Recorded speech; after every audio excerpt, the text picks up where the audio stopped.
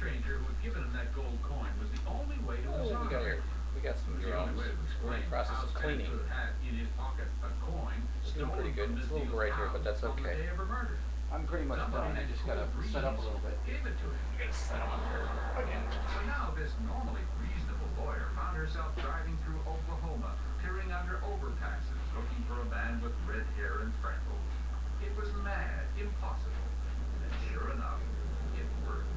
We're driving around the general area, and here comes this man walking across the yard of a church, wearing a hefty garbage bag.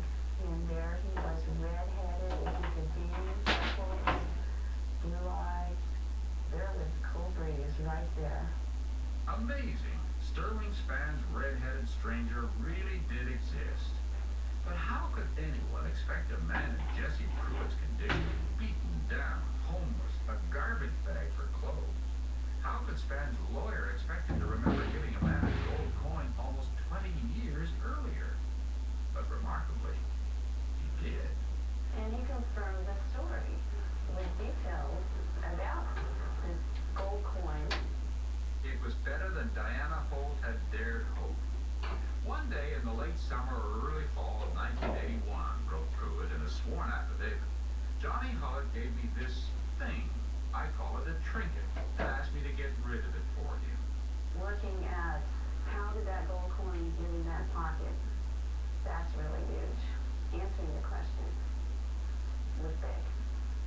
But when she took her affidavit back to South Carolina, she didn't have long to savor her victory because soon Jesse Pruitt had more visitors. State investigators from South Carolina. Jesse Pruitt's story about the gold coin apparently drew prosecutors' attention. It was so important to the case, they sent investigators of their own to confirm it for themselves. But this time, Pruitt prepared to change the story he told Span's attorney. He signed a statement for the investigator saying he made the whole thing up. So which story was true? This is Jesse Pruitt. Stealing cars, burglary, and drinking have left him a prison veteran. When we met Jesse Pruitt, he told us those policemen from South Carolina made him very nervous. There was two guys came to see me at the restaurant where my wife worked there. The police detective brought them over there with guns. Did they try to get you to say you didn't give a gold pendant to anybody? Trying to say there wasn't a gold pen. That's what they tried to tell me. But I know better. In fact, claimed Pruitt, he never did change his story. He claimed the policeman who came to see him did not faithfully record what he said. Could we believe what he said? Pruitt told us Johnny Hullett approached him with a piece of jewelry back in 1981 and asked for a favor. He told me, give it to the guy, he knows what to do with it. Did you have an idea at the time that this was evidence that was going to be planted on somebody else? I thought that necklace came from his house or his mom's house. But I didn't know he killed people until it was too late. So now there was testimony about that gold coin, about psychiatric profiles, hard evidence about a bungled investigation, forensic evidence that appeared to exonerate Sterling Span. But still, he could die, and soon, if one last question wasn't answered. How could Span be innocent if his fingerprints were on that zucchini bread recipe and that church newsletter discovered on the bed at the murder scene? Pete Skidmore believed he had the answer. He says police investigators had been as sloppy with the paperwork as they've been with the other evidence. They had allowed a close friend of Ms. Neal's to remove those critical papers from the crime scene. And then put them up into his attic. And then the police came back later and asked for him Always to got to gather keep your them symbols up clean. and bring them down to the police station. Police say they found Span's fingerprints on Do two the of best you those can. papers shown here in crime scene Shiny. photographs. Does it look good on But stage? to Can you make them Skidmore's shine during the light? surprise, no other fingerprints were found on those same papers. Not Ms. Neal's, and not the friends who picked up the papers and took them to the attic. And yet Span's prints were pristine. What are you saying?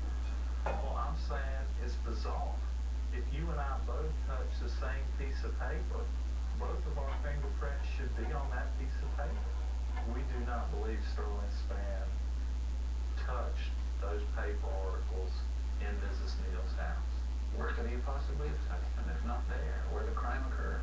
Sterling has said that he was shown some paper articles, and he touched and held these While he was in police custody. while he was in police custody. The implications of what you're saying are pretty serious.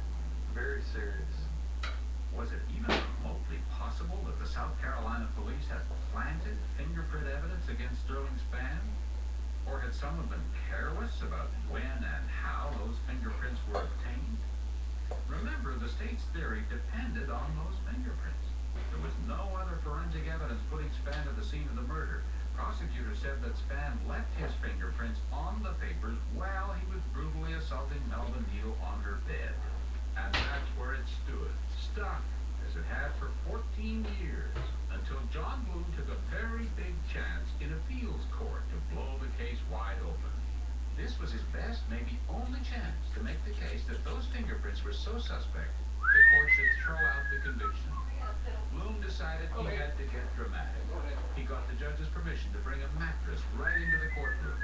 With the state's lead investigator on the stand, Bloom demonstrated graphically the improbability that anybody could commit a violent act on a bed, come in contact with two pieces of paper, and leave pristine fingerprints without even wrinkling the paper. That tends to pucker and crinkle the paper in particular way, doesn't it? Yeah, that's what the state admitted actually happened. Wow. It was, said observers, a tour de force. La la la la la la la la la la When the state's fingerprint examiner admitted that the fingerprints were unbelievable quality, they couldn't be ruled out. Octobons. The state's theory Still on on. how the fingerprints got on the paper was not just improbable, but impossible. You go home that night and say, yes. Oh yes, definitely went home that night and said yes, but as it turned out, I was wrong.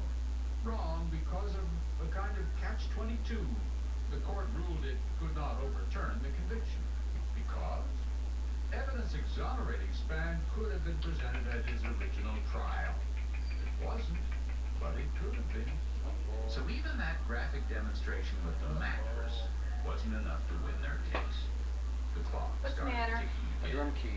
The death sentence would be allowed to stand. Execution was perhaps a matter of months now. Where's the And as if steak it was an pudding? omen of how I the don't long think we struggle tried it. would end. Spann's beloved mother fell ill and Sure died. it's not in this pocket? And Sterling Spann was prevented from leaving Yeah. death row to attend the funeral. Okay. Now, after 18 years on death row, Spann watched his defense team launch a last desperate stand. His lawyers applied to argue the case before the highest court in the state, the South Carolina Supreme Court. He was Yep, down there to it his is. last shot. Oh, that's right here? That Yep. entailed He probably. I kept looking and I'm seeing I would these say it things. was Yeah. 6 months. It's right there. Okay. Okay. It would be a Mount Everest of legal proportions. Only once in a century had this state Oh, Supreme okay. Court granted a new trial under such circumstances, and that was nearly 90 years ago. Bloom gave it all he had, and then waited. At best, Bloom thought the chances were 50-50 they could win. Sterling Spann knew the effort could end up a legal formality, just to say everything possible had been done to save him. Month after month passed. Still, no ruling. Spann kept calling from jail, desperate for an answer. I reminded him of one of my favorite sayings by Martin Luther King Jr., which is, the arc of the universe is long, but it always bends towards justice. Did he believe it? Well, I think it was, maybe hard for a lot of people to believe it. Then, 5 months after the justices heard all the reasons Spann should get a second chance, and there was absolutely nothing more that could be done. The phone rings and it's the clerk of the court, and they say the court today has entered an order in the case of the state versus Sterling Spann. So now, every stomach in knots, they waited, knowing what a long shot this was, and that whatever the court said would answer a think we're simple ready. question. Would Sterling Spann have a second chance to live, or would he die? Ernie, Oh, yes, you sir. can prove the numbers school death? Yes, sir, I truly do.